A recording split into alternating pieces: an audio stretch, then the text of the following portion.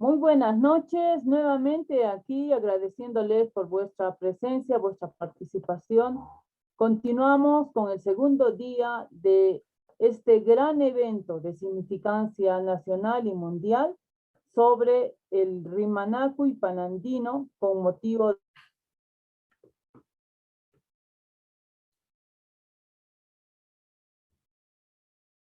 salud y alimentación. Tenemos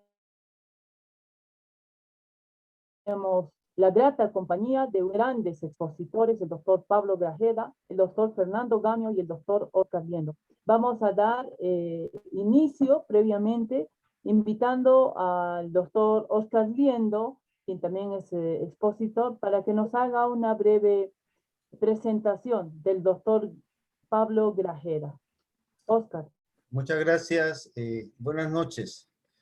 Quiero ante todo manifestar la tremenda satisfacción que tengo de presentarlo a Pablo y luego lo voy a tener con nuestro amigo Fernando, ex alumnos de la Facultad de Medicina, esfuerzo que compartimos, en mi caso como docentes y ellos como miembros de la primera promoción. La Facultad de Medicina nació con un sueño que fue formar médicos ligados y comprometidos con la salud integral del Cusco y de nuestro país. Y ellos creo que representan ese anhelo y esa concreción en la medida en que cada cual, siendo médicos integrales, han abordado en primer lugar la tarea del médico, la tarea clínica, en los establecimientos hospitalarios, en los consultorios, y también la gran tarea de la salud pública, en el campo, en las comunidades, etc. Precisamente Pablo es uno de los miembros de la promoción que se inclinó por la salud pública y ha tenido una brillante trayectoria.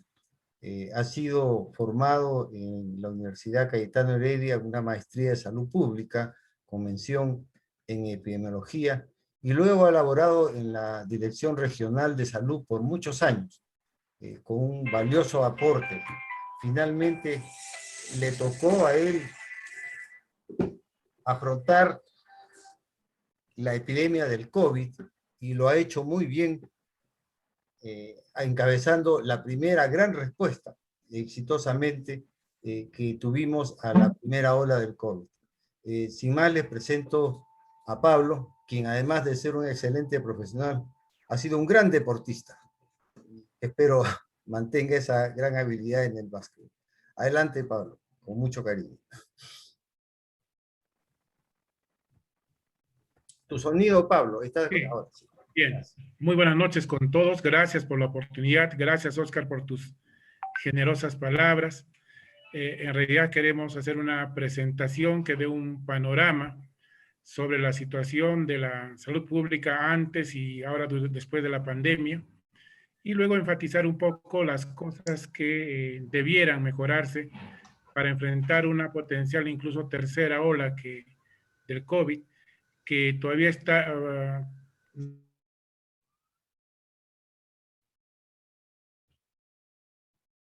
En ese sentido, voy a hacer una presentación, voy a colgar, a ver, un momento, aquí. Muy bien. Entonces, decía que vamos a hacer una presentación a la cual hemos titulado Realidad actual de la salud en el Perú y propuesta de una...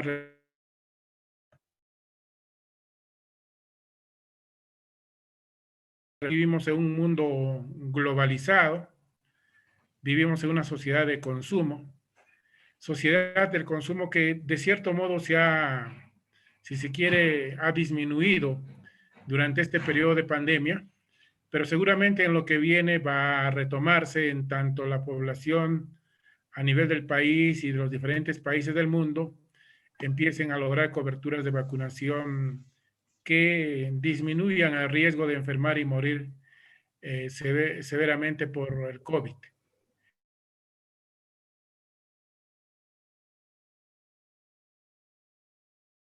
Del conocimiento. Hoy estamos en un mundo donde hay una revolución tecnológica y digital, y donde el manejo del sector salud, del sector educación, tendrían que, si se quiere, adecuarse a estos avances que están habiendo. Justamente ahí es donde se generan todas las desigualdades y es responsabilidad de los gobiernos de turno. Para todos tampoco no...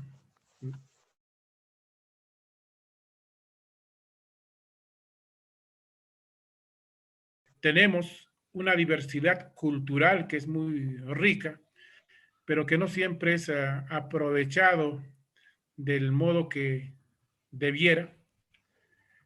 Epidemiológicamente hablando, tenemos tres procesos que van a seguir su curso. Por una parte es la transición demográfica, a la transición epidemiológica y la transición alimentaria. ¿Qué significa la transición demográfica? Significa que cada vez la población es más adulta, más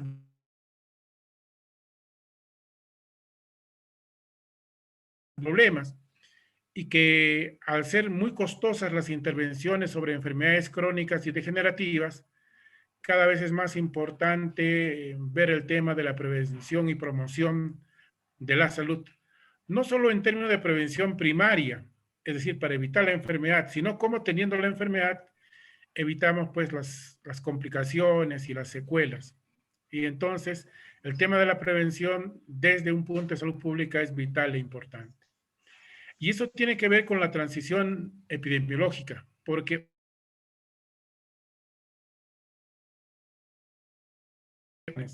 son las enfermedades crónicas y degenerativas. Y el ejemplo más típico de daños que afectan a la salud de la población, tenemos hipertensión, diabetes y cáncer. Pero por otra parte, hay lo que se llama la transición alimentaria. Es decir, cómo hay esos cambios en los patrones culturales, donde cada vez pues la comida es más plástica, la comida chatarra se impone, ¿no? Frente a una alimentación saludable. Creo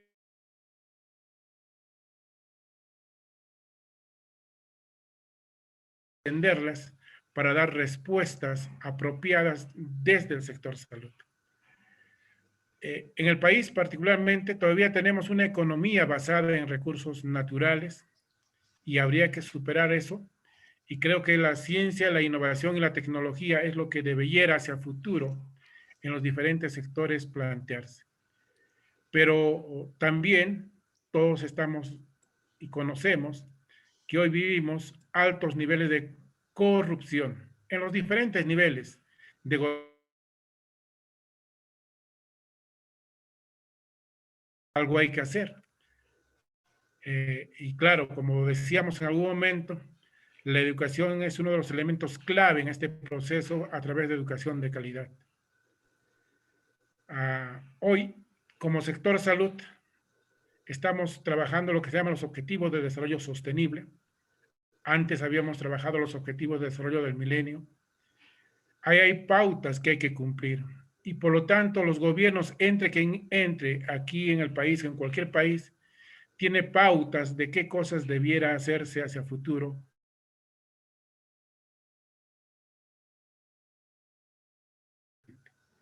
Y finalmente el contexto es que el COVID-19 es algo que ha alterado pues nuestras vidas, nuestras formas incluso de ver el mundo, ¿no? Y seguramente nos ha hecho reflexionar sobre muchas cosas. Recordar que el sector salud tiene tres grandes funciones: la función rectoría, la función de financiamiento y aseguramiento, y la función de provisión y concreto, ¿qué problemas afectan al sector salud incluso antes de la pandemia? Limitado acceso a los servicios de salud, falta de equidad, baja calidad de los servicios de salud e ineficiencia de las mismas. Y si eso ya existía antes de la pandemia, imagínense como ya se ha repetido de manera innumerable, lo que ha hecho la pandemia es desnudar totalmente nuestro sistema sanitario. Si a eso le agregamos altos costos de operación en los diferentes niveles, se ha politizado, donde no se toma en cuenta ni considera las competencias y capacidades, sino más bien el carnet político o el compadrazgo, si se quiere. Una de las cosas que también es parte de la situación problemática de salud es el no uso de la inteligencia sanitaria en la gestión, cómo usamos la información para la toma de decisiones. Y finalmente, todos sabemos.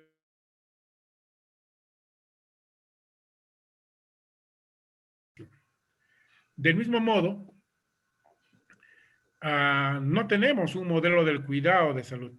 Teníamos un modelo de atención integral de salud que lamentablemente hace muchos años fue desactivado.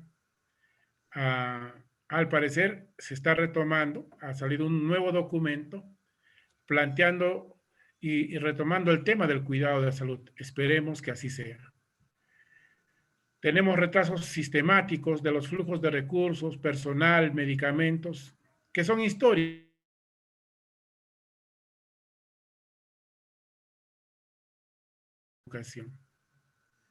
Desfase entre la situación epidemiológica y la inversión en salud, así como prácticamente la planificación estratégica es inexistente.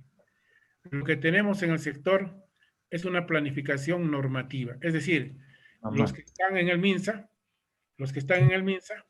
plantean, ¿no?, qué cosas debe programarse y qué cosas debe hacerse. No le dan la oportunidad al personal y a los equipos de gestión del nivel local poder plantear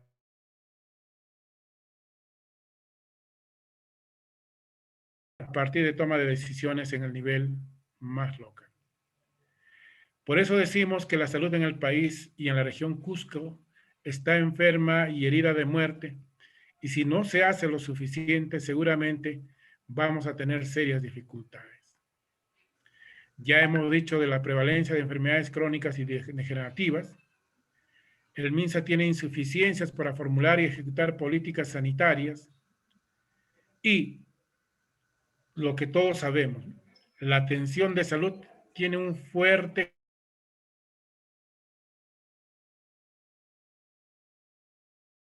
ocupado más en comprar camas UCI o camas de hospitalización, cuando debiéramos haber más bien trabajado desde el primer nivel de atención a través de equipos de respuesta rápida y a través de equipos de seguimiento clínico. ¿Por qué?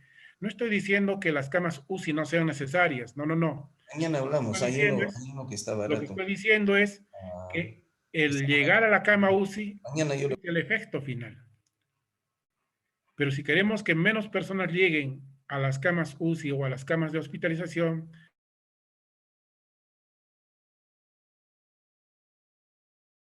de alarma en el primer nivel de atención. Y eso haría que menos personas lleguen a hospitalización y a camas UCI. En el país, y cada vez tiene más fuerza la gestión politizada de la salud en los gobiernos regionales. Recordar también que el presupuesto del sector salud no llega al 5% del PBI. El promedio en América Latina es del 9 al 10%. Tenemos un proceso de aseguramiento universal, es cierto, y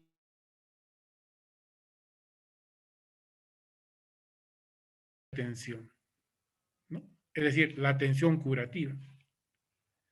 Por una parte, hay un incremento excesivo de la demanda producto de la universalización o un aseguramiento universal, pero no se dan ni se incrementa la respuesta de la oferta, ¿no? Entonces, yo creo que esas son cosas que hay que trabajarlas y hay que mencionarlas.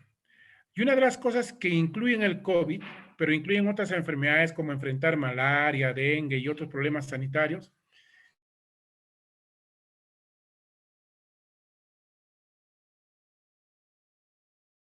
y sectorial y generalmente es reactivo a los problemas coyunturales, ¿no?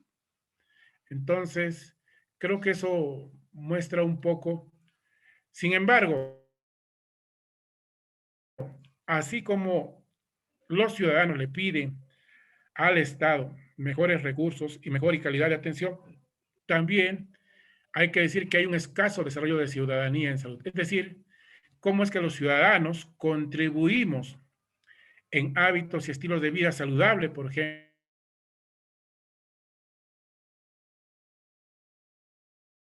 que debe partir desde la casa y desde la escuela, y donde el sector salud debe hacer prácticamente es un fortalecimiento, ¿no?, de todo ese proceso de promoción de la salud.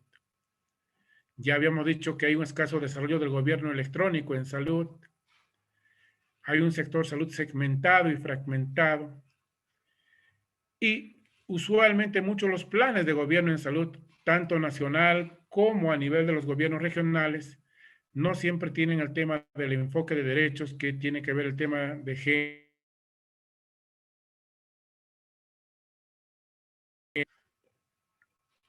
Lo cierto es que también a lo largo de estos años han aparecido nuevos daños a los cuales no le estamos prestando atención. Además del tema de las adicciones, hay el tema, por ejemplo, del estrés, de la cultura del cuerpo, del déficit de atención, de la depresión, de la ansiedad, de la violencia intrafamiliar, de la anorexia, del embarazo no deseado, ¿no? Y los cuales no están muy visibilizados y se hace necesario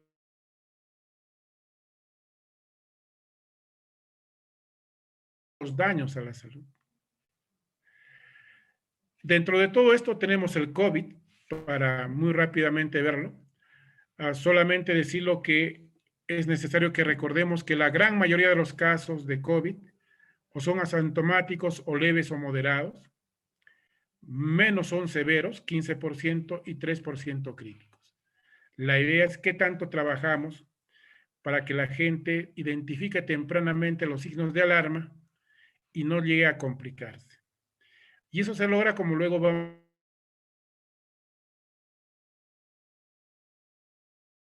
con el pulso oxímetro. Lo cierto es que hay que entender las curvas pandémicas o curvas epidémicas de las enfermedades. Una pandemia y una curva, una ola, esta es la primera ola, segunda ola si se quiere, tiene fases. La primera fase es de preparación, la segunda de contención, la tercera de transmisión comunitaria, la cuarta de transmisión sostenida comunitaria, la quinta pandemia en curso, cuando se alcanza el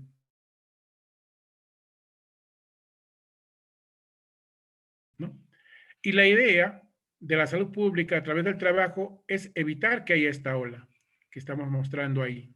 La idea es cómo aplanamos la curva de tal manera que no sobrepase la capacidad de respuesta del sector del servicio de salud. Lamentablemente en el país hemos tenido una primera ola que ha sobrepasado largamente y lo mismo la segunda. Pero no solo eso, usualmente la primera ola tiende a ser más grande, la segunda tiene que ser un poco menos grande.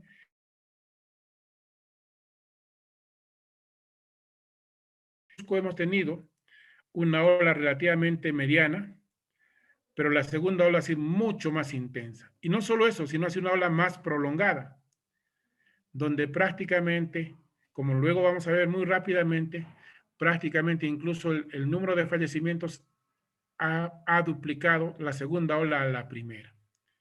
¿Eso qué significa? Que han habido dificultades, pues, tanto desde el cuidado de las personas como de la respuesta sanitaria, ¿no?, a través de los entes correspondientes.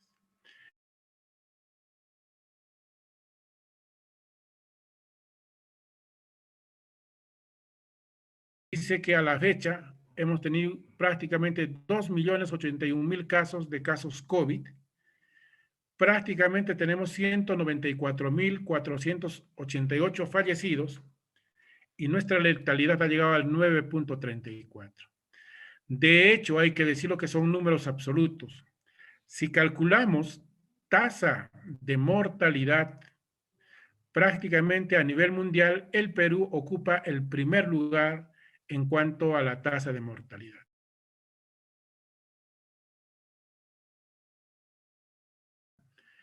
¿No? Cuando el promedio internacional en muchos lugares donde ha habido buenas respuestas no llega ni al 1%. ¿No? Entonces, todas estas cosas deben obligarnos a también revisar y sacar lecciones aprendidas en el país.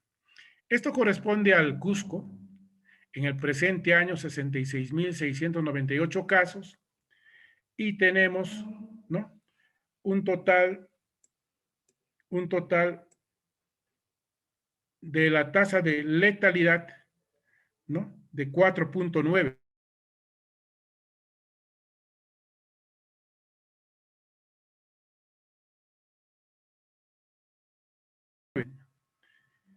¿No? Si comparamos con lo que había ocurrido el año pasado habían fallecido 1.321 y ahora 2.700. Prácticamente se ha duplicado el número de fallecimientos en la segunda ola respecto a la primera. Y claro, ha habido una serie de insuficiencias que lamentablemente el sector no se ha organizado de manera apropiada. Lo cierto es que si hacemos un resumen, el total de casos de la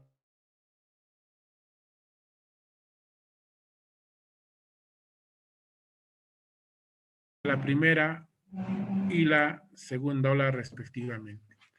Nosotros cuando estuvimos en el comando COVID, habíamos planteado este lema que nos dio muy buen resultado, como luego vamos a ver, porque trabajamos en el primer nivel y con equipos de respuesta rápida y con equipos de seguimiento clínico y con pruebas moleculares. Y habíamos dicho que la guerra contra el coronavirus no se gana en los hospitales, ni en las unidades de cuidados intensivos, ni con pruebas rápidas. Habíamos dicho que la guerra contra el coronavirus se gana en la con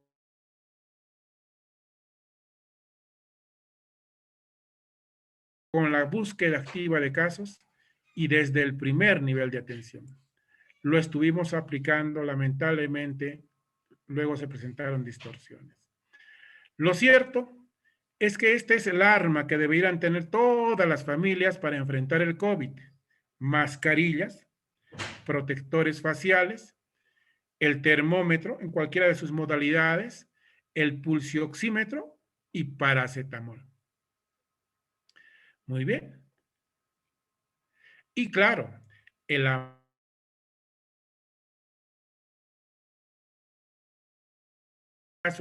gran mayoría son casos leves o moderados. Primero hay que aislar el caso, hay que dar tranquilidad, que haya un reposo en casa. Más que un reposo, digamos, es un reposo relativo, pero tiene que estar aislado.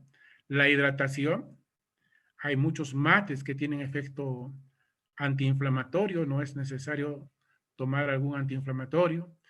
El paracetamol usualmente para fiebre o dolor de cabeza, hay que tener una alimentación saludable.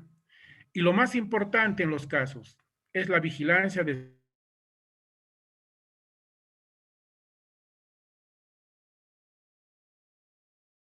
si hay alteraciones en estos dos vigilancias, uno puede pensar que la persona se está complicando. Y aquí tenemos, por ejemplo, si la temperatura es mayor de 38 por más de 2 días, significa que esa persona se está complicando, probablemente está empezando a tener una neumonía y debiera tener hospitalización temprana. Si el paciente va a una hospitalización temprana, se va a evitar más complicaciones y la muerte. Usualmente las personas, como no hacen todos estos signos,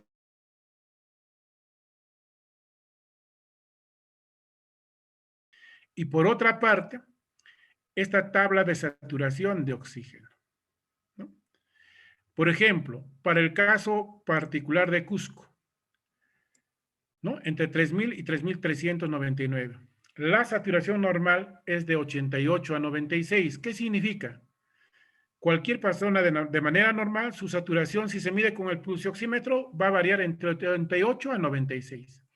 Usualmente, la gran mayoría tenemos sobre 91, 92, 93, que es el promedio. Si una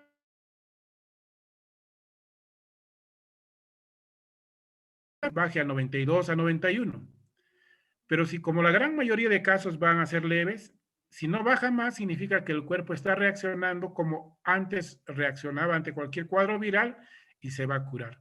¿Cuándo nos preocupamos? Cuando esta saturación está 87, 86, 85. En ese momento tiene que acudir y buscar atención médica. Lo más probable es que haya una complicación, sobre todo a nivel de los pulmones, y requiera hospitalización temprana. Si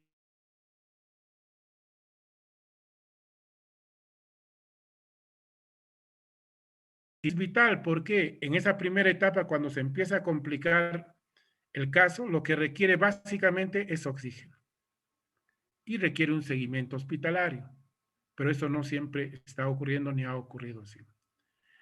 Lo cierto es que nosotros esta tablita nosotros la hemos construido basado en muchos estudios y prácticamente se ha generalizado a nivel nacional, por una parte, y por otra hemos creado una tablita para hacer un seguimiento del monitoreo, temperatura y saturación.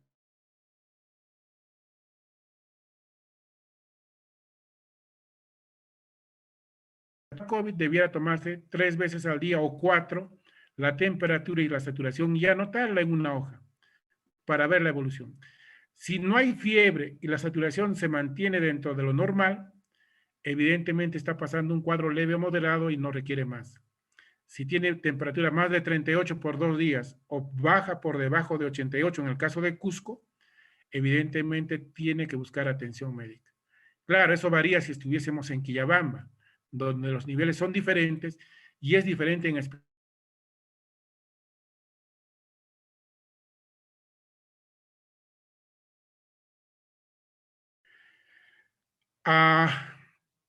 es un poco cómo ocurrió la primera ola. Y ahí ustedes ven el pico y luego el descenso. Nosotros nos hicimos cargo del comando COVID por 4 meses, desde marzo hasta a fines de junio. Y miren, durante todo ese tiempo mantuvimos con un control efectivo. Mientras a este nivel, 6, 8 semanas antes, ya Arequipa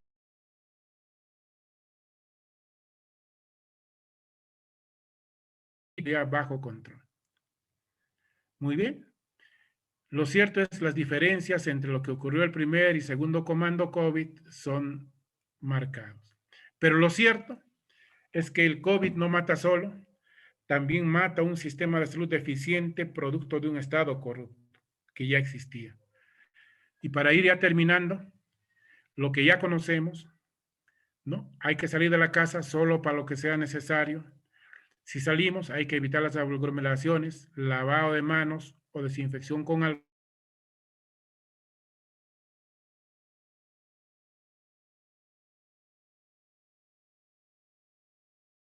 Las acciones frente a una tercera ola del COVID. Replantear la función, conformación y acción de los comandos COVID a nivel nacional, regional y local. Elaborar planes de respuesta integral y multisectorial frente a la tercera ola, pero ojo, con financiamiento garantizado. Porque muchas veces se hacen planes, pero no tienen financiamiento y no hay modo como plantear. Para eso a nivel nacional y a nivel regional se pueden reorientar los presupuestos. Hay una ley de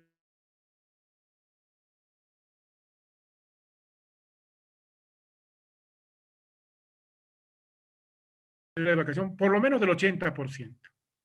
Lamentablemente el tema de desinformación ha hecho que muchas personas no estén yendo a vacunarse o habiendo recibido la primera dosis no están recibiendo la segunda dosis.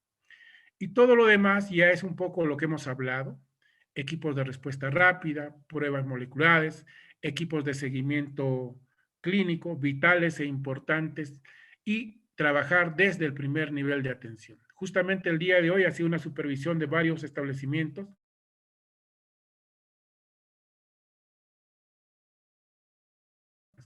Sin embargo, los establecimientos no pueden atender más otro tipo de patologías que se requieren que se atiendan, ¿no? En los servicios de salud. Hay que conformar brigadas sanitarias, hacer un trabajo con la comunidad, juntas vecinales, comunidades nativas, y ahí hay que implementar ¿no? el seguimiento y lo que se llama la vigilancia de los signos de alarma. Hay que implementar con termómetros y pulsioxímetros a las brigadas sanitarias y comunales de los sectores que menos recursos tienen en este momento. Países como Alemania distribuyen mascarillas a la población. Y no estamos hablando de países donde son países neoliberales, pero entienden que repartir mascarilla es vital e importante.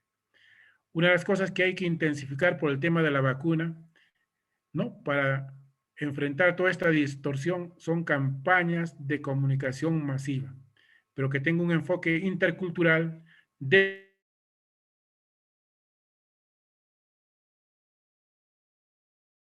contrarreferencia. Por eso, para terminar, decimos que elaborar un plan y establecer objetivos no es lo principal. El éxito del plan está en su ejecución, que se garantice a través de un financiamiento y a través de estrategias de cambio. ¿Qué nos hace falta? Partidos políticos que tengan planes de gobierno en salud semidesarrollados, clase dirigente y profesional competente y comprometida, una visión y una misión del sector sanitario, apostar por los talentos del personal del sistema sanitario,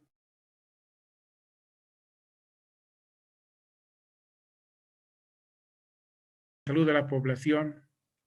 Finalmente, si no hacemos mucho de esto, seguiremos parafraseando a Vallejo que decía, en suma no poseo para expresar mi vida sino mi muerte. Sin embargo, creo que es hora de que pasemos de cuidar la enfermedad y la muerte a cuidar la vida y la salud. Muchas gracias. Muchas gracias, doctor Pablo Grajeda. Nuestro sincero agradecimiento por su trabajo en primer lugar en defensa de la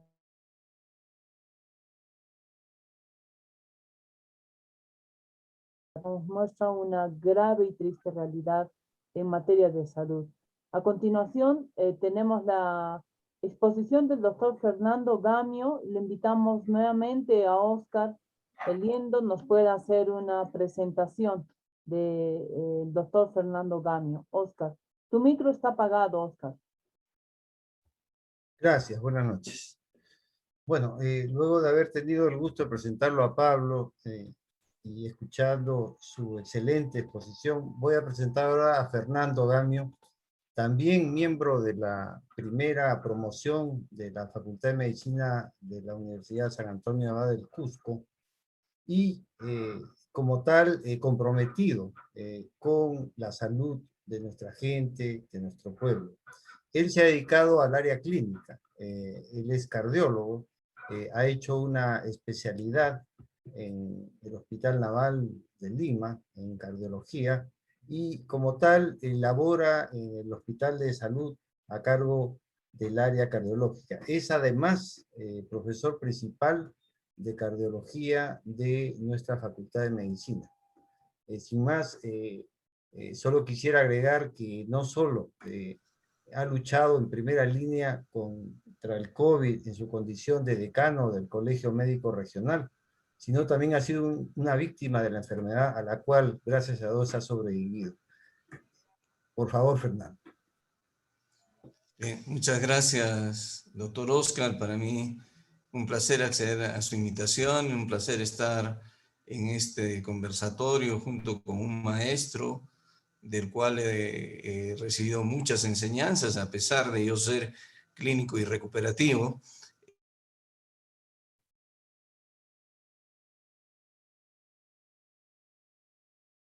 Obviamente es difícil enfocar un tema como el que nos han encargado, luego de escuchar a alguien tan profesional como Pablo y de describir la situación tan bien como la ha descrito Pablo. Simplemente la voy a describir como lo haría un médico y como alguien que ha estado en primera línea luchando junto con Pablo dentro del colegio médico y dentro del hospital y a su vez dentro del comando COVID.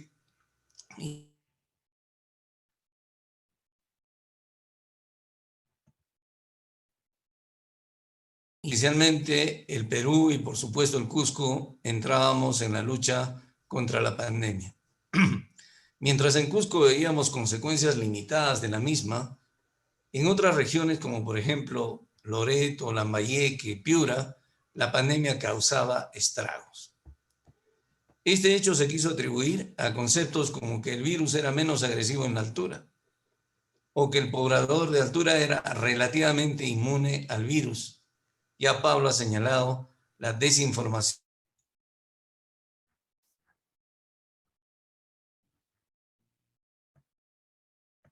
sociales.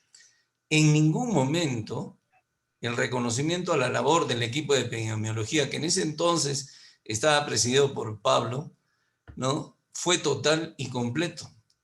Las acciones implantadas por ese equipo y apoyadas por nosotros desde el Colegio Médico fueron las verdaderas razones por las cuales hasta fines de junio del año pasado la pandemia tuvo repercusiones limitadas en la ciudad de Cusco y en Cusco departamento. ¿Por qué nos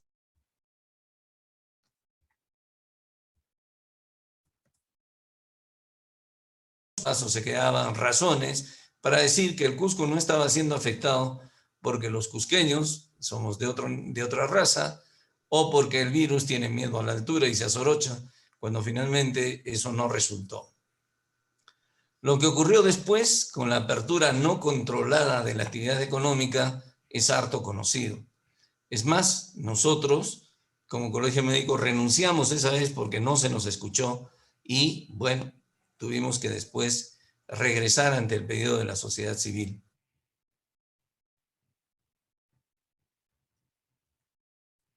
Poca conciencia de los líderes encargados del destino de nuestro país y de nuestra región respecto de la salud, una conciencia que, como todos ustedes saben, es histórica, nos ha llevado a gozar, entre comillas, de un sistema de salud extremadamente precario, por decir las cosas de una forma elegante. Es un sistema cruel, ya que debido a sus serias limitaciones, condena al trabajador de salud a trabajar y solucionar los problemas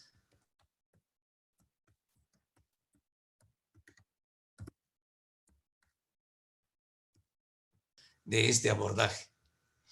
Actualmente a nivel nacional llevamos más de 490 médicos fallecidos en esta pandemia. Y durante la misma, la labor de los colegas ha sido complicada por una serie de situaciones, aunque ustedes no crean, de las cuales nos hemos enterado estando en el Colegio Médico.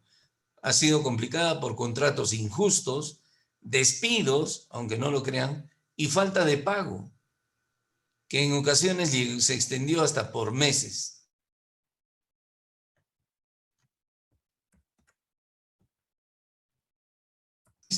Y con su pueblo y con su profesión, con cientos de médicos imitando a carta cabal el ejemplo de Daniel Alcides Carrión.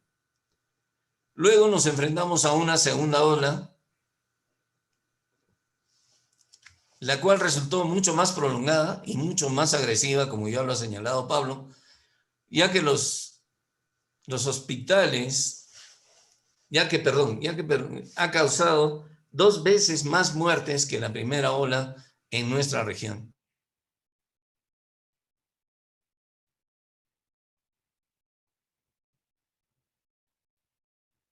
Y se hallan más equipados en mayor o menor medida. Imagínense ustedes cuál es la precariedad de nuestro sistema de salud, que a pesar de que nuestros hospitales están más equipados, ¿cierto?, este equipamiento ha resultado insuficiente para enfrentar la evolución natural de la pandemia y obviamente las mutaciones del virus a las que nos enfrentamos. Otro aspecto a analizar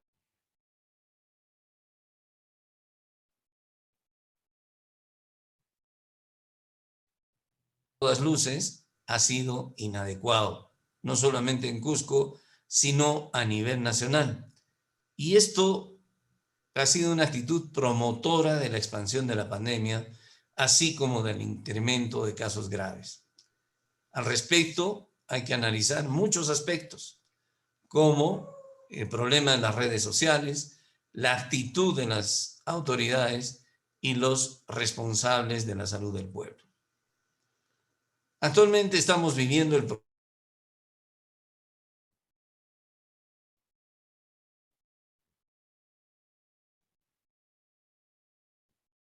que ya es endémica y se va a quedar con nosotros en las diferentes regiones del mundo donde se ha presentado. Ello quiere decir que el COVID-19 ha llegado para quedarse y seguirá causando estragos en nuestra población, nuestra economía, mientras no aprendamos a enfrentarlo con respeto y con seriedad. El proceso de vacunación, en nuestra opinión, está siendo llevado a cabo en forma adecuada, aunque con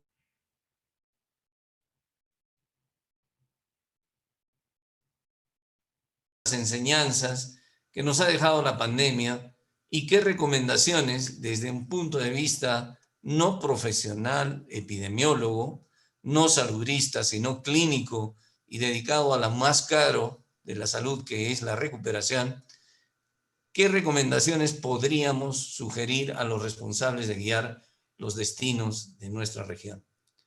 En primer lugar, la primera enseñanza que podemos sacar de esto es que los líderes que estaban con la responsabilidad de cuidar la salud del pueblo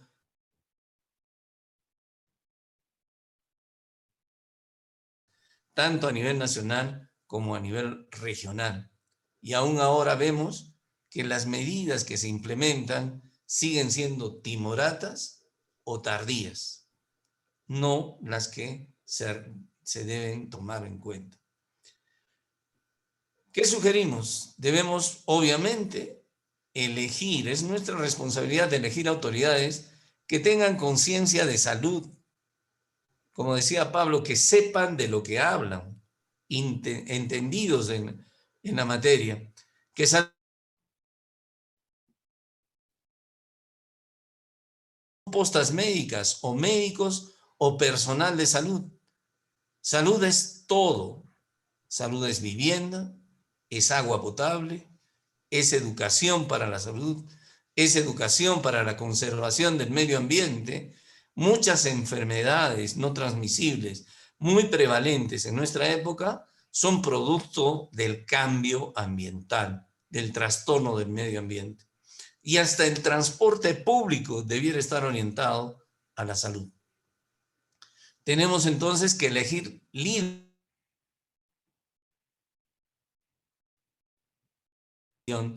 De esa forma estamos seguros de que la primera ola no hubiera causado tantos estragos en nuestra comunidad, ni la segunda ola tampoco.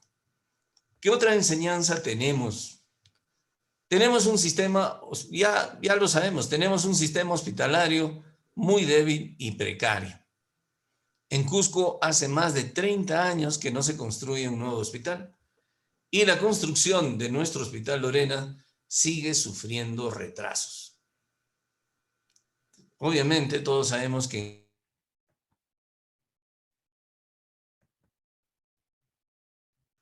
a manera de sugerencia, aprendiendo de nuestros errores, debemos promover una mejor implementación de nuestros actuales hospitales. Es decir, a corto plazo tenemos que aprovechar lo que tenemos y tenemos que mejorar esa situación, porque lo que hemos logrado ha resultado absoluta y completamente insuficiente. Si uno va al hospital regional, el hospital regional tiene 2 plantas de oxígeno. Pero aún así eso ha resultado insuficiente.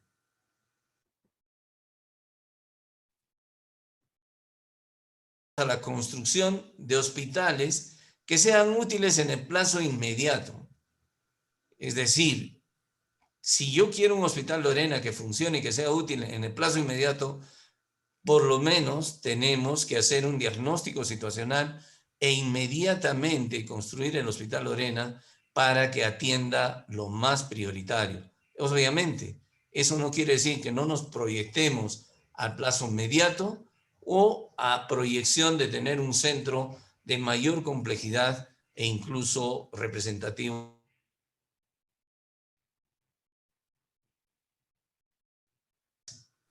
Una tercera enseñanza, tenemos un sistema de salud extremadamente fragmentado, eso ya lo sabemos.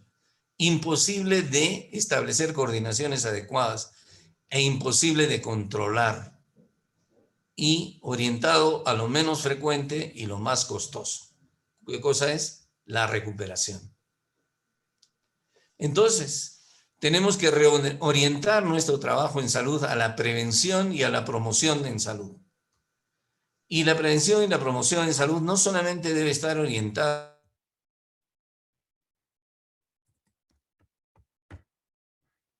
a evitar esto. Esta pandemia nos ha enseñado, por ejemplo, que las personas con buenos hábitos de vida y sin enfermedades crónicas no transmisibles tuvieron, tienen y tendrán las mejores opciones de sobrevida cuando enfrenten al virus. Probablemente, a mí como cardiólogo, me quiten pacientes con hipertensión arterial. Pero hay que recordar que la hipertensión arterial anualmente produce mucho más muertes que el cáncer, que el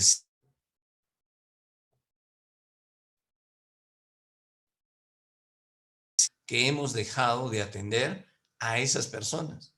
Y gran parte de la mortalidad de la segunda ola se debe a ese tipo de falta de atención. De esta forma, tenemos que reforzar el primer nivel de atención y la atención primaria. El doctor Liendo me enseñó esto que es sabio, y a él se lo enseñó, creo, su maestro. Es más fácil y más barato prevenir que curar. ¿Qué otra cosa debemos hacer?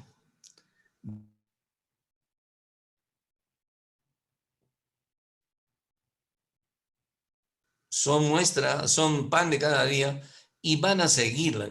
El virus va a seguir mutando porque es un virus RNA y esos virus se caracterizan porque mutan para sobrevivir.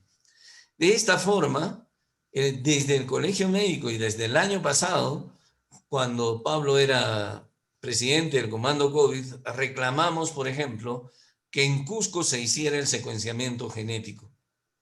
¿Hay experiencia en Cusco? Hay experiencia. Se ha hecho este secuenciamiento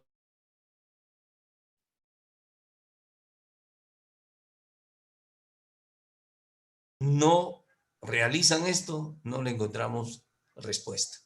Falta de dinero, el presupuesto del año pasado no ascendía más de 50.000 soles. ¿Cuánto ha gastado el Estado en esta pandemia? No sabemos.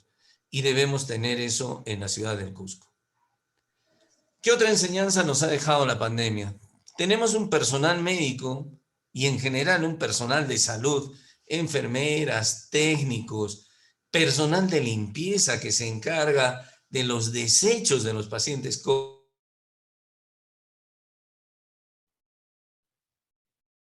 técnicos y como digo, hasta el personal de limpieza, que es parte del personal de salud, están comprometidos con su profesión. Y lo más importante, con la población, dispuesto a perder la vida en el ejercicio de su labor. ¿A qué sugerimos? Lo que acabamos de mencionar nos hace pensar en que debemos tratar mejor a nuestros cuidadores. Y ello debe estar orientado no solo a reconocimientos morales, sino a mejoras en sus condiciones de vida,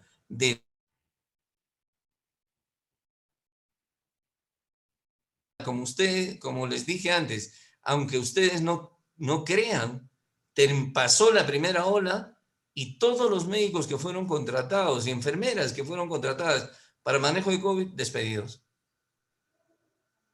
Empezó la segunda ola y los volvieron a contratar. Nos preguntamos, ¿los volverán a despedir ahora que está bajando? Debiéramos también gestionar, por ejemplo, pensiones vitalicias para los deudos de los médicos fallecidos en esta pandemia. Muchos de esos médicos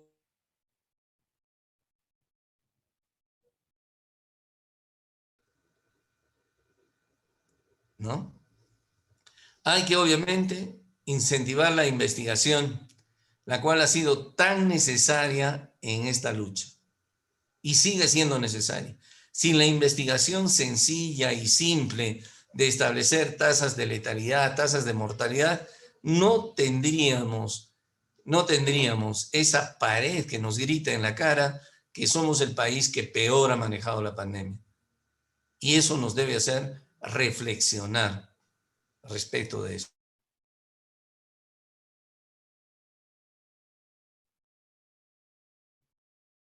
Y orientarlas también a la formación de especialistas que les sean útiles, como por ejemplo médicos de familia, médicos que trabajan en el primer nivel, pero no médicos generales, sino médicos especialistas, médicos de familia.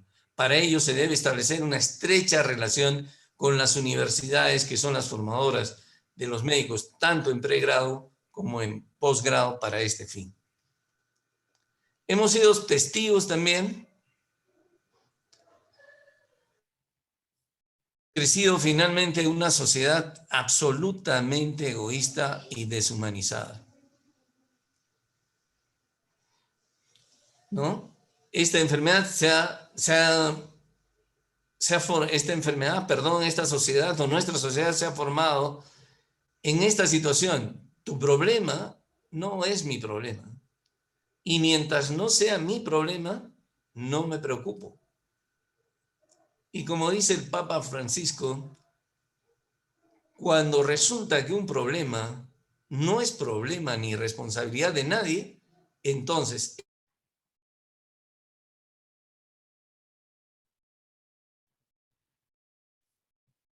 porque el lavarse las manos, el respetar la distancia social, el uso de mascarilla para no infectarme, es una muestra de solidaridad y de amor al prójimo.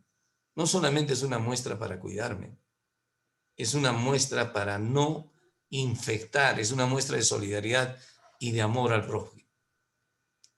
A corto plazo, entonces, el gobierno debe mejorar la información y el método de comunicación para modificar profundamente el comportamiento de la población.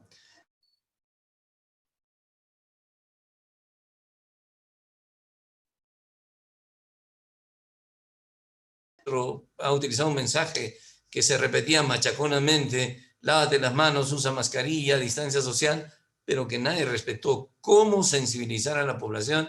No se hizo ningún estudio ni desde el punto de vista psicológico ni desde el punto de vista social. Lo mismo está pasando ahora con la vacunación.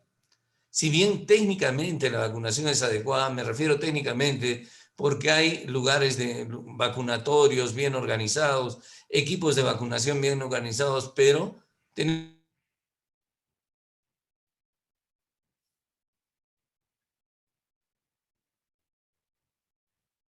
suficiente, o que una sola dosis es suficiente. Y no se hace nada. Yo no escucho ningún mensaje, ninguna campaña masiva, ni salir a los carros como anunciaban un partido del Cienciano, o como anunciaban llega Pedro Castillo y todos los reciben con banderolas y nada, no se hace nada al respecto. No se hace nada al respecto. Entonces se tiene que mejorar la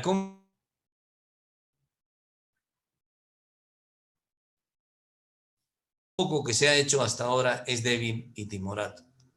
A largo plazo, la educación debe promover, pero con real convicción, valores como el respeto, solidaridad, honestidad, civismo, amor y respeto por el medio ambiente y la patria. En mi concepto, solo así lograremos una salubrización de la política, en la que las acciones de los gobernantes de turno estén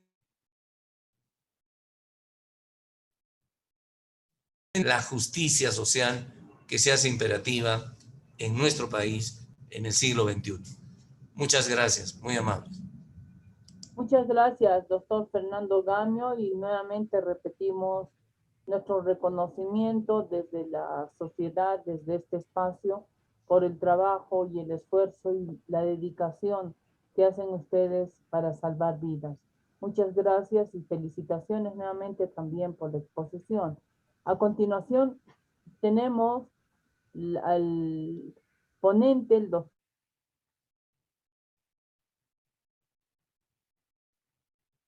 hacer una breve presentación. Bien, realmente no sé en qué términos presentar a Oscar, porque me une a él una relación profunda de amistad, de fraternidad, de sueños compartidos, de acciones realizadas en conjunto en su faceta de etnomusicólogo y artista e intelectual propatrimonialista, pero también en algún momento, no, en algún momento, casi siempre ha sido médico de cabecera de la familia. Entonces, me unen es que es un especialista, un promotor, un luchador por la salud pública, la salud preventiva, por la salud integral, por la salud en primer nivel, por la salud de la medicina familiar, ¿no? Él, su larga trayectoria es para hablar horas y horas, pero quisiera destacar algunos puntos muy sustantivos. En primer lugar, que es uno de los grandes promotores de la creación de la Facultad de Medicina en nuestra Universidad Nacional de San Antonio Abad, junto al doctor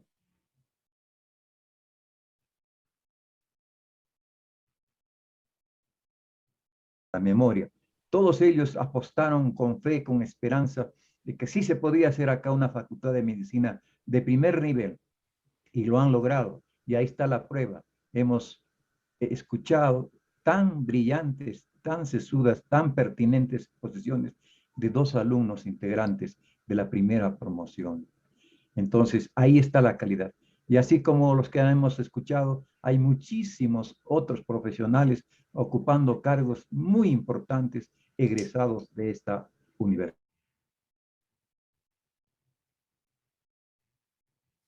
Liendo seminario.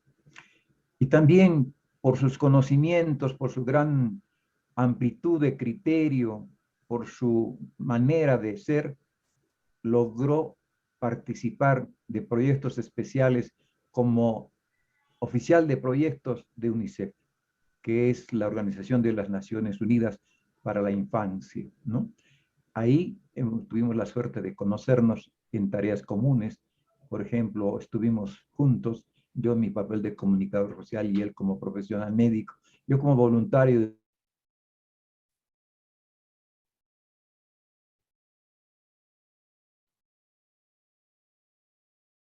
infraestructural y una capacidad de acción para hacer vacunaciones como las que ahora estamos haciendo.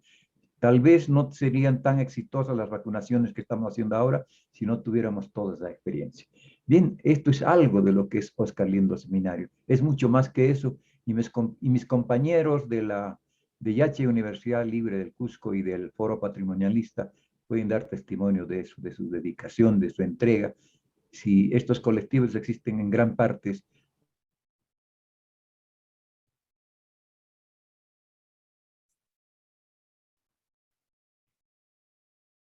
palabras, presento pues a Oscar Liendo Seminario en la parte sustantiva, complementaria de lo que han dicho nuestros expositores anteriores en el tema reforma de la salud y alimentación. Oscar, bienvenido. Muchas gracias, Lucho. Gracias ante todo por esas palabras generosas. Creo que en todo caso, cualquier reconocimiento, y siempre lo interpreto así, más que a las personas, es a los principios que encarnamos. Y al respecto, permítanme expresarles los sentimientos que me embargan.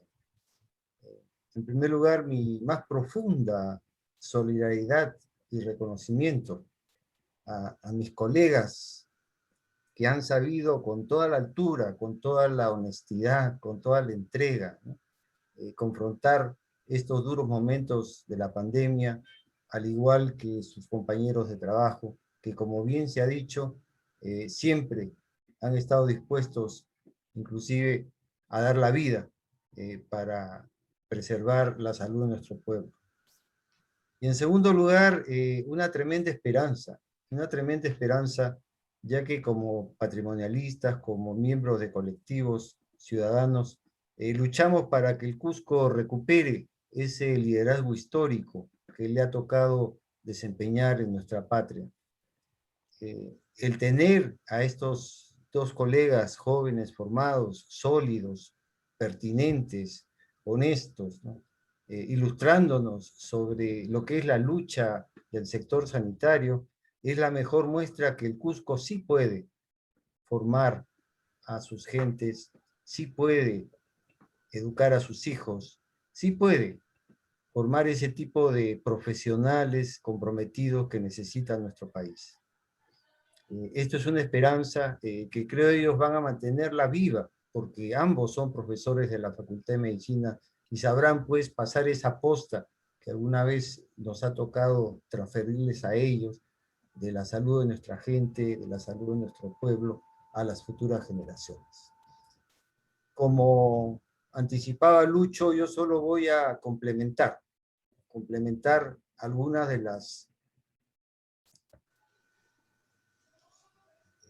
expresiones y conceptos que sabiamente nos han transmitido nuestros colegas. No voy a repetir lo que ya se ha dicho, pero sí aportar en el gran tema de lo que es la reforma de la salud y la alimentación en nuestro país. Una reforma pendiente, y más que pendiente, lacerante, diría yo. En la salud siempre existirán dos planos de lucha. El principal tiene que ser la salud preventiva, como bien recordaban nuestras humildes lecciones. Es preferible prevenir, es más pertinente prevenir que lamentar enfermedades. Y al respecto de la salud preventiva, que debe ser el eje, es bueno pues recordar que esta debe ser pública. La salud preventiva jamás puede estar en manos del mercado. Esto jamás podrá privatizarse. Esto debe ser una función del Estado en representación del interés común. Hablo de esa salud que evita las enfermedades. Y para ello, como bien han dicho los colegas, se necesita pues que tengamos un primer nivel de atención, vale decir, redes de centros de salud y puestos sanitarios en todos y cada uno de los distritos adecuadamente implementadas, adecuadamente fortalecidas, para que allí empiecen a resolverse los problemas de salud antes que lleguen a los hospitales. Y va a ser bien importante en este sentido que se refuercen lo que ahora le llaman los equipos de respuesta rápida, que no son más que equipos de profesionales y técnicos capaces de proyectarse a la comunidad. No así, por ejemplo, a lo que estamos acostumbrados, al personal que atiende y espera la demanda en estos establecimientos. No, equipos que se proyectan y que son capaces de llegar al domicilio, al barrio, a la localidad, a la comunidad.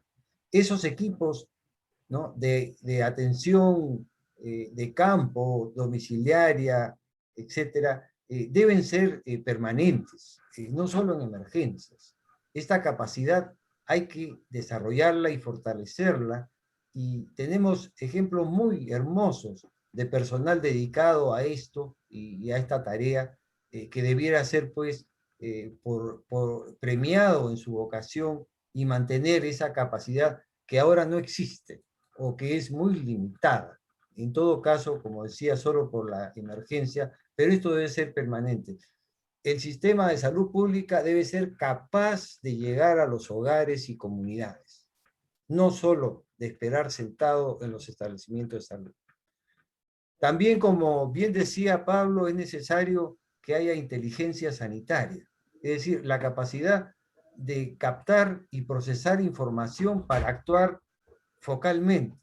Eso quiere decir que tenemos que tener en el nivel primario unidades epidemiológicas, donde se pueda hacer análisis, donde tengamos, además del médico, de la enfermera, clínica, tengamos un epidemiólogo, tengamos técnicos capaces de procesar la información, de detectar y conjuntamente con los equipos que se proyectan, actuar. Es decir, tiene que haber inteligencia sanitaria, ojalá en cada distrito. Entre tanto, por lo menos en cada ciudad, pero por lo menos necesitamos tener clara la idea que la inteligencia sanitaria debe surgir desde la base, en el nivel primario de atención, y que para ello debe tener personal y equipo adecuado.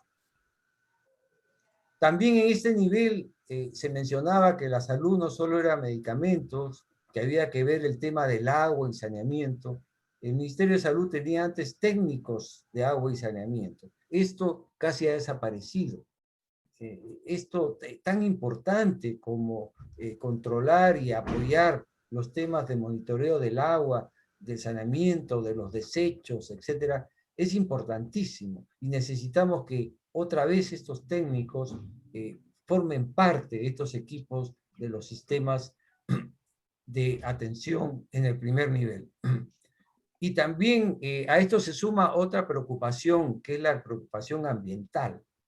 El aire, los alimentos, etcétera, todos son susceptibles de contaminación. Por eso necesitamos que haya capacidad de monitoreo ambiental, inspectores, ¿no? Que no solo vean agua, saneamiento, sino también el medio ambiente, ¿no? Imagino en San Jerónimo, con las ladrilleras, ¿no? El problema del aire, etcétera. Esto es algo que tiene que ser medido, esto es algo que tiene que ser verificado, ¿no? Y no solo como ahora surjan a partir de denuncias de la ciudadanía la dilucidación de este problema, sino que el Ministerio de Salud, a través de estas redes, de este nivel primario de atención, sea capaz de detectar este problema y actuar. Otra enseñanza que también se ha mencionado ha sido el problema del abastecimiento de insumos. Ha habido momentos críticos, y eso porque tenemos aún un asfixiante centralismo en el tema del equipamiento. Tenemos un Centro Nacional de Recursos Estratégicos, pero que viene de Lima, y de Lima tiene que venir los equipos, las unidades, las plantas de oxígeno, etcétera, algo que muy bien debiera descentralizarse. Necesitamos que este Senares se descentralice a nivel de cada región, y que en cada región tengamos previsoriamente equipos para, desde allí, ya no como es ahora, de Lima a las ciudades y de las ciudades al campo, no, desde allí, desde cada región, empezar pues a resolver o prever los problemas de abastecimiento. Otro tema que se ha mencionado es que se pidió, por ejemplo, en determinado momento y en forma muy pertinente, que haya un control de las cepas, un control genómico de las cepas del virus, y esto no pudo hacerse por falta de presupuesto, etc. No solo es problema de presupuesto, el problema es que hay que enviarlo todo a Lima. Y en eso sí debiéramos tener un laboratorio regional con esas capacidades. Estamos hablando de la descentralización de los laboratorios del Instituto Nacional de Salud. En Cusco debiera haber una sede del instituto con un laboratorio capaz de hacer no solo el seguimiento de los problemas genómicos, sino también el monitoreo de la salud humana y ambiental.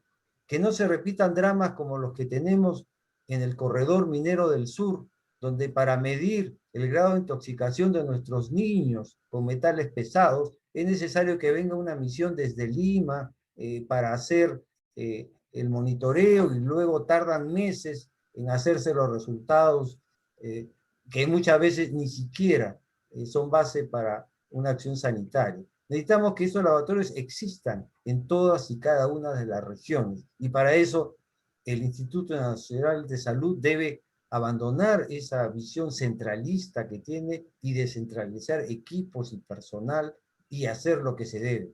Como anécdota les digo que el propio el Instituto Nacional de Salud ha sido bloqueado cuando ha intentado desarrollar tecnología para el monitoreo de metales pesados en la sangre de los niños, obviamente por las presiones de los intereses mineros. Por ello, es necesario y absoluto que se tenga, pues, en cada región un laboratorio descentralizado. Ha mencionado también correctamente Pablo que la gestión sanitaria está infectada de mediocridad, está infectada de clientelismo político, etc. Yo he tenido el privilegio de empezar a trabajar como jefe de centro de salud en una época que el Ministerio de Salud tenía una meritocracia, en una época donde los puestos se cubrían por concurso público y no como ahora, a dedo y por simple clientelismo. Creo que una buena medida para empezar a cambiar eso es que ojalá en este nuevo gobierno que se instala se eliminen los cargos de confianza. No caben cargos de confianza política en una responsabilidad sanitaria. Allí tienen que haber técnicos, como antes había. Estoy hablando de antes de los 80, donde solo el director de la región era nombrado desde Lima. Todo el resto eran puestos de meritocracia. Necesitamos pues recuperar eso y ya sabemos cuál es el problema. Los cargos de confianza política que deben ser eliminados y otorgarse por concurso público supervisado a nivel nacional para que así tengamos otra vez los cuadros de gente proba, de gente que sabe de qué se trata para complementar este esfuerzo heroico de nuestro personal de salud que ofrenda sus vidas para tratar a los problemas de salud de nuestra población.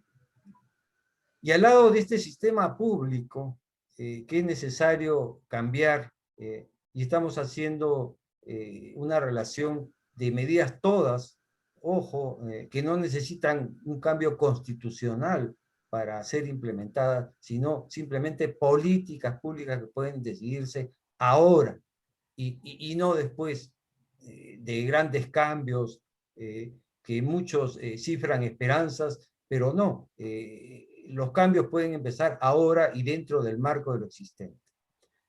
Al lado de este sistema público fortalecido tiene que haber participación ciudadana. Una participación que empiece a llenar ese vacío que hay, porque muchas veces la falta de participación propicia el egoísmo. Que se encargue el ministerio. Cuando tenemos a nuestro representante de barrio, cuando tenemos a nuestro representante de colegio profesional adscrito a un nivel de participación institucionalizado dentro del sector salud y con capacidad vinculante, estoy hablando claramente, con capacidad de influir en las políticas de salud, entonces gradualmente la corresponsabilidad va a ayudarnos mucho a hacer comprender a la población, sus gremios y sus organizaciones de lo importante que es participar. Y para eso se necesita rectoría, para eso se necesita un Ministerio de Salud que tenga directivos capaces de convocar, capaces de concertar con instituciones, municipalidades, sector privado, instituciones no gubernamentales, etc. Eso es liderazgo que se reclama ahora en el sector sanitario. Así podríamos tener políticas públicas sanitarias. Así podríamos tener auditoría social y evitar dramas y problemas como el que hasta ahora tenemos con la implementación del Hospital Lorena. Eso es por vacío de participación ciudadana, por vacío de fiscalización, de auditoría social. ¿Cómo lograr esto? Ni siquiera, como decían antes, se necesita una reforma constitucional. Necesitaríamos simplemente que funcione el sistema del Consejo Nacional de Salud, que tiene ley, que se instala y están representadas todas las instituciones del sector, incluyendo los colegios profesionales, incluyendo el sector privado, etcétera, pero que solo tiene carácter de asesoría y no como debe ser un carácter vinculante. El sistema del Consejo Nacional de Salud, de acuerdo a ley, debiera tener consejos regionales de salud y en cada municipio un consejo municipal de salud. En este contexto institucionalizado y no solo a raíz de una emergencia, como ha sido el caso de las comisiones o comandos COVID, tendríamos permanentemente a todos los actores del sector y la comunidad, ¿no?, sentados alrededor de la problemática y decidiendo política. Ojalá, pues, que el sistema del Consejo Nacional de Salud los consejos regionales de salud y los consejos municipales de salud funcionen para que así se pueda intervenir con las autoridades locales y regionales en temas, como ya se ha dicho, el transporte, en temas de regulación social, etc. Para eso necesitamos pues un ministerio con liderazgo y capaz de activar esto que ya existe, pero que hasta ahora no funciona y que nos va a ayudar a implementar todas las políticas sanitarias que son necesarias para una reforma. En la salud recuperativa, que nos ha referido Fernando, necesitamos pues perfeccionar el aseguramiento universal. Necesitamos que este incluya un seguro de epidemias y enfermedades catastróficas para evitar dramas como los que hemos tenido, de familias enteras empeñando hasta el carro primero, por último hasta la casa, para comprar oxígeno, para conseguir medicamentos. Esto no puede ser. Necesitamos que exista un seguro. Sabemos que solo es un 3-4% de pacientes que llegan a niveles graves, por ejemplo, en el COVID. Este sistema nos posibilitaría financiar y evitar estos dramas familiares, económicos y sociales que se suman, ¿no? Al drama de salud, al drama de confrontar la muerte. Necesitamos sistemas que aseguren las prestaciones interinstitucionales. No podemos cambiar la diversidad que tiene nuestro sector. Podríamos producir más problemas. Sin embargo, sí es posible establecer convenios que nos posibiliten que respondamos como sistema, que las camas UCI, que los internamientos sean cubiertos para todos de acuerdo a la disponibilidad.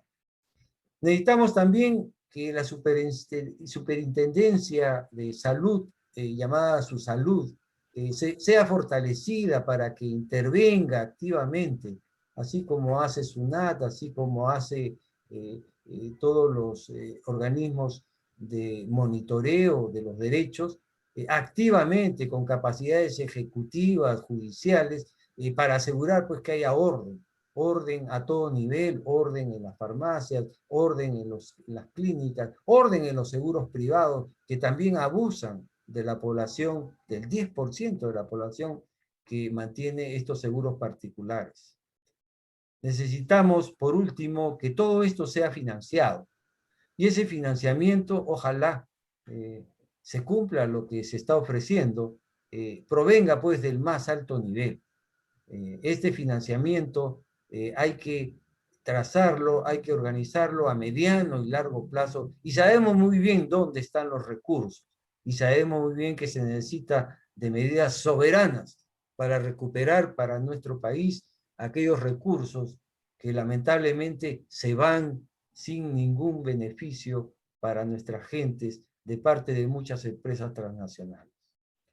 Necesitamos también que el tema de los medicamentos genéricos, ¿no?, paralelamente sea ampliado, que tengamos, se ha avanzado en un buen petitorio, pero necesitamos más medicamentos genéricos a través de una política activa, y que a ellos sean sumados los medicamentos y recursos de las etnomedicinas. Desde los medicamentos sintomáticos sabemos muy bien que nuestra etnomedicina ha generado una serie de productos con capacidad y demostración clínica, y esto debe incorporarse al petitorio, los medicamentos genéricos, y tener así fuentes de trabajo, tanto para los productores como para los comercializadores de estas medicinas, y por supuesto un control, porque esto se está dando, pero en forma particular y sin mucho control. Por eso debiéramos tener también medicamentos genéricos basados en nuestras etnomedicinas. Yo había planteado además el tema de la alimentación, que lo mencionó Pablo, y muy bien, cuando dijo pues que la alimentación había cambiado para mal y que ahora esta era fuente de muchas enfermedades. La obesidad, ¿no?, gran riesgo, ¿no?, gran riesgo. Sabemos que buena parte de los fallecidos son obesos.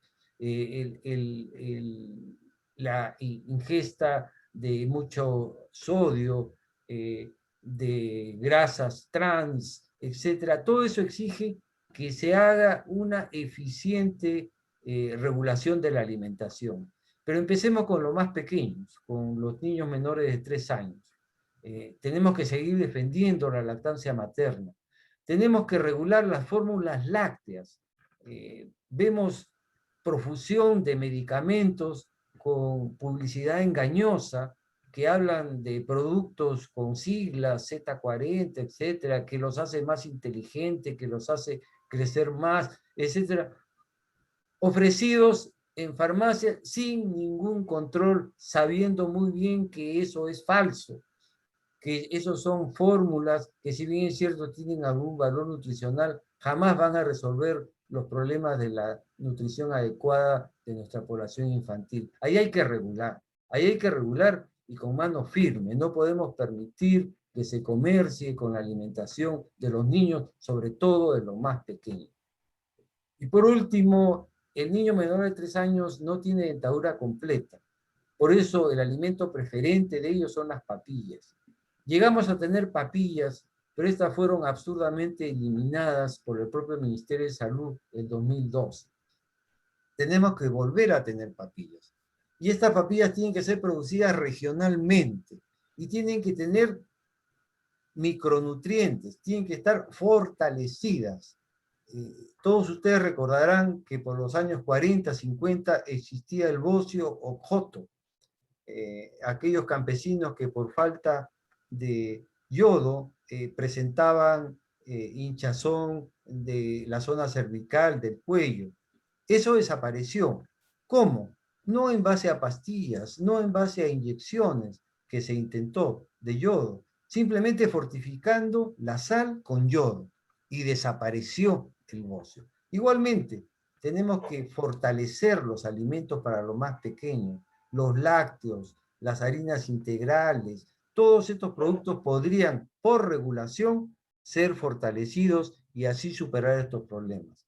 Lo mismo en la alimentación de los adultos, hay que pues regular, seguir y profundizar el tema de los octógonos. No podemos tener pues más obesidad, tenemos que reducir los contaminantes. Ahora hay preservantes, aditivos, metales pesados, etcétera. Todo ello exige pues que haya un control más estricto del Ministerio de Salud en este tema. Por último, la alimentación siempre dependerá de un concepto fundamental que no hay que olvidar, que es la seguridad alimentaria. Necesitamos apoyar a aquellos agricultores familiares que producen el 70% de los productos que llegan a los mercados, para que esto sea mayor. Necesitamos eliminar la competencia desleal de productos importados, apoyar a la agroindustria regional y tener, como en la época de los incas, reserva de alimentos. No me equivoco en decir que nuestro país carece en absoluto de reserva. Mañana entonces mediodía. Yo le voy a decir que le conteste, ¿ya? La tremenda dependencia que tenemos de los alimentos importados nos está llevando a un riesgo muy grande.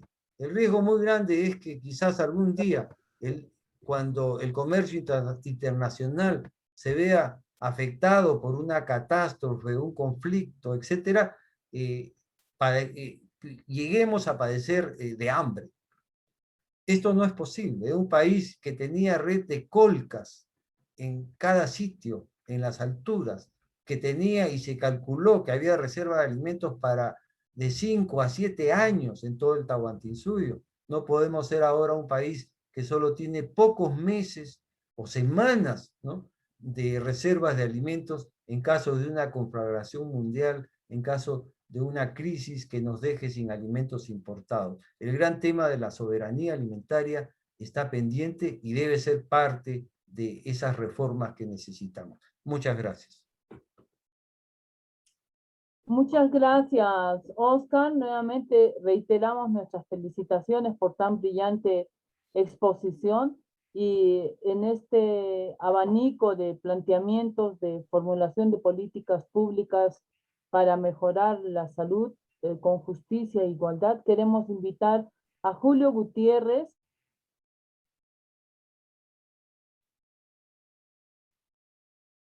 un breve resumen a efectos de concluir la exposición de esta noche. Julio, por favor. Muchas gracias, Tica.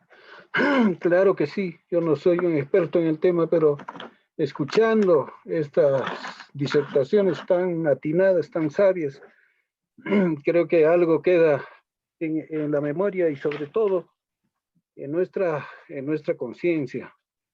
Quiero empezar por la última parte que habló Oscar Liendo.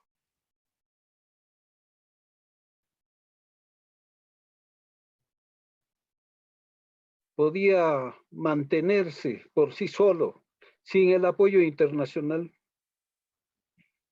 sin necesidad de ninguna injerencia extranjera, teniendo las colcas que tenían producto de más. Se dice que 50 años después de haber caído el imperio, en las guerras que tuvieron los españoles, todavía las colcas seguían dando comida.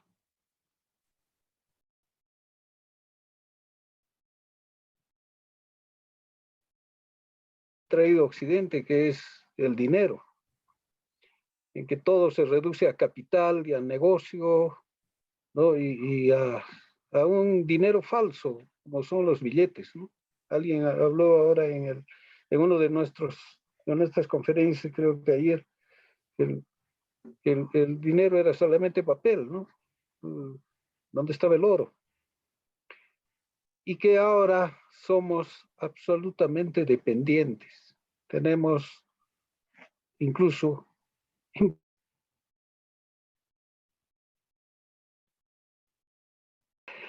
entonces, ¿qué ha pasado? O sea, ¿cómo ha ido a desvirtuarse todo en su propia naturaleza, en una situación escandalosa? Todo por los negocios y por un mal llamado neoliberalismo. Cuando sabemos que el liberalismo más bien era contra ello, era contra los monopolios. El liberalismo era abrir los mercados, romper con esas mafias. Ahora el neoliberalismo se ha convertido como la contra.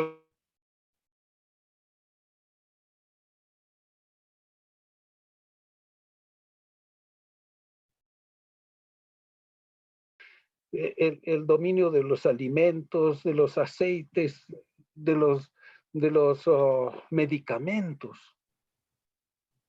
Venezuela es una demostración de cómo, si a un país le quitan y le bloquean todo, pues va a morirse de por sí. Va a deshacerse porque no va a tener de dónde sacar nada. Porque en Venezuela se permitió, como en el Perú, a que todo sea traído.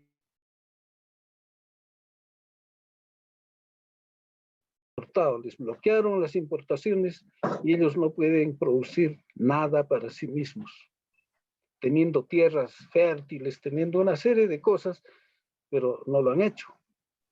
Nosotros no podemos caer en eso y nos está alertando Oscar Liendo, ¿no? ¿Qué sería de este país si nos bloquean los alimentos? No tenemos ni para 3 días, ni para 3 meses, creo que dijo, no sé, es una cantidad mínima.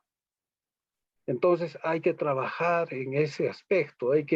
Alguien dijo, no sé si el propio Oscar,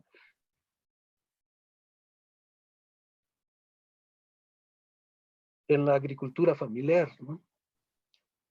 Y del mismo modo, no es pues una buena política el tener todas las camas UCI, el tener toda la tecnología para esperar a la gente para que no se nos muera. Hay que trabajar en la misma conciencia de la gente y eso es lo que no se ha hecho. Porque pues, no estamos educados, ¿no? Este es un pueblo que no tiene educación, lamentablemente, y hay que trabajar en la parte de educación. Hay tantas cosas por hacer.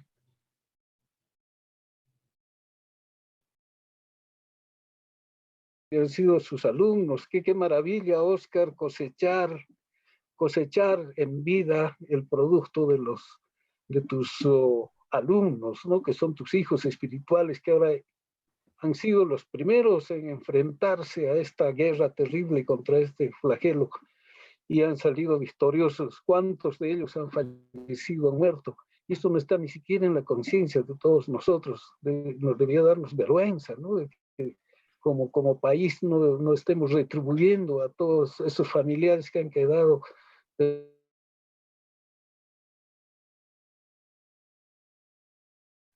y no podemos hacer nada desde la sociedad civil, sino solamente escandalizarnos. Pero algo haremos. Este mismo trabajo que venimos haciendo, el mostrar, abrir el corazón, abrir las venas para que la gente vea realmente en qué situaciones se está, es importante, porque mucha gente seguro al escuchar estas manifestaciones va a sensibilizarse, va a pensar mejor y seguramente va a actuar en el futuro. Esos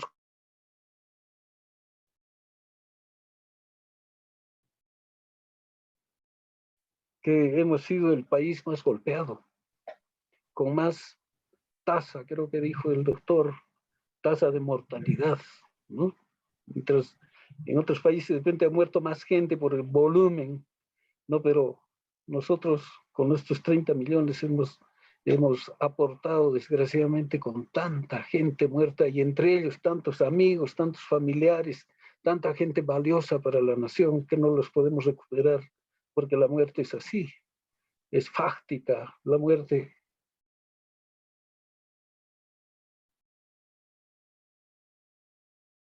El recuperar mucho de esto, de nuestra propia, incluso dijo Oscar, de nuestra propia etnomedicina, algo así dijo, seguramente refiriéndose a la herbolaria y a todo lo que usa el nativo peruano por tradición milenaria, y que claro, funciona, son las medicinas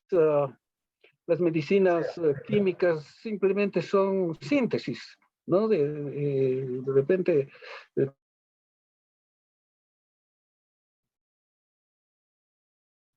funciones de las propias plantas, ¿no? Sus sustancias químicas, y todo eso es tecnología. Todos esos tecnologías nos han robado muchas, ¿no? Se sabe que se han llevado, analizando las propias plantas y preguntando a nuestra gente cómo es que se curan, etcétera, han sacado, acá tenemos una palabra muy cusqueña, son sacado, ¿no? Todos los conocimientos para después utilizarlos y traerlos en venta y vender a todo el mundo. Bueno, de alguna manera eso también.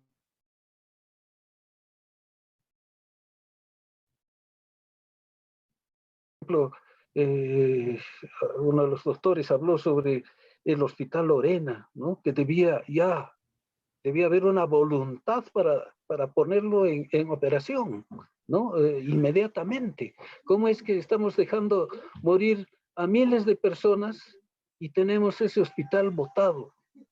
Y creo que los ladrones, delincuentes que se han robado y han hecho tráfico, están caminando por las calles, ¿no?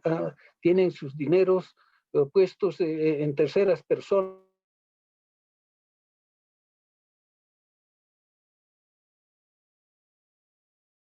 Esa gente debía devolver esos dineros. Seguramente que en un país como en Cuba, que ahora tanto le están golpeando, esos hubieran ido al paredón y hubieran devuelto hasta el último centavo. Pero acá no podemos hacer eso, por nuestra bendita democracia sacrosanta. El Hospital Lorena debía estar en funcionamiento ya, por lo menos para las prevenciones, para cuántas cosas. Es un elefante blanco, se ha gastado millones de soles allí y para nada sirve. Solamente se necesita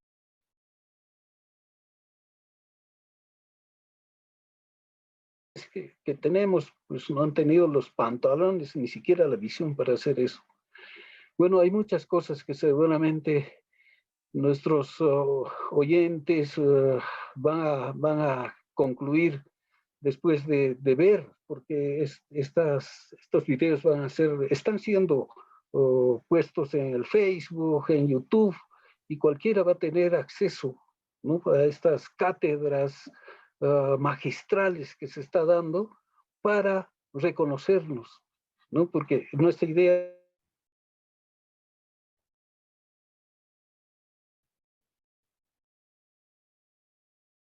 nosotros no somos un negocio, nosotros no somos una empresa privada que esté sacando dinero de estas cosas.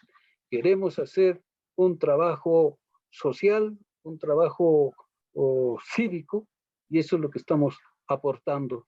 Y muchísimas gracias a todos los que con un granito de arena siquiera están haciendo este desarrollo. Y gracias a el doctor Oscar Liendo, nuestro colega, nuestro compañero, con quien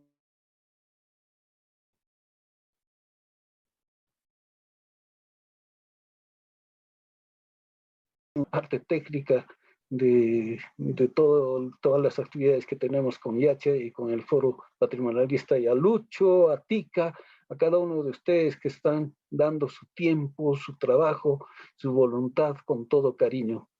Muchísimas gracias. Gracias a los doctores que nos han acompañado de parte de Yachay. Muchas gracias a ti, Julio, por tus palabras, renovando nuevamente nuestro agradecimiento por el esfuerzo, el trabajo denodado.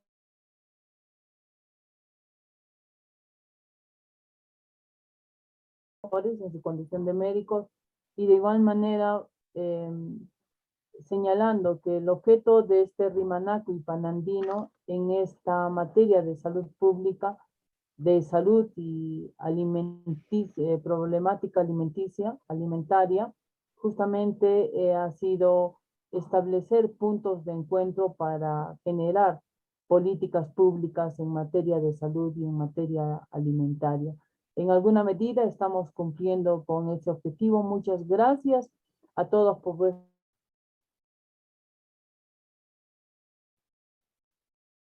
Rimanaku y Panandino, y pueden ingresar también como participantes a través del Face de la Corporación Kipu y de YouTube de Yachay Sedó. Esos dos espacios nos permiten poder ingresar, y les agradeceremos compartir los diferentes videos que hasta la fecha se están reproduciendo a efectos de que lleguen a mayores sectores de la población. Muchas gracias a todos nuevamente.